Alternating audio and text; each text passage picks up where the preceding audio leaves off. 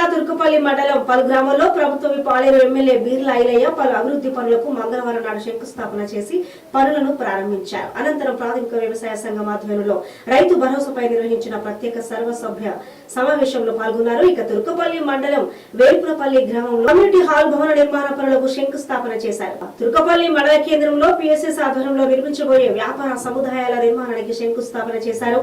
అనంతరం ప్రాథమిక ఆరోగ్య కేంద్రంలో విశ్రాంతి షెడ్డు నిర్మాణానికి శంకుస్థాపన చేశారు.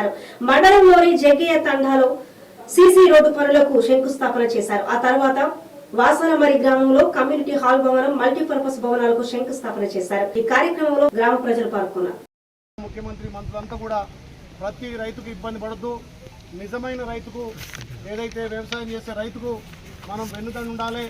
రైతును రాజేయడం కోసం పెట్టుబడి సాయంగా ఇచ్చే ఈ రైతు భరోసాను దుబారా లేకుండా వెంచర్ల భూమి కానీ కొండలు గుట్టలు ఏదైతే వ్యవసాయం కానీ భూమి కూడా ఇవ్వడం వల్ల నిజమైన రైతు నష్టపోతున్నాడు. ఏదైతే రైతు 2 ఎకరాలు 4 ఎకరాలు నాటుపెట్టుకుంటే ఆ రైతుకు మనం ఒక ఎకరాకు 17,500 సాయం చేస్తుంటే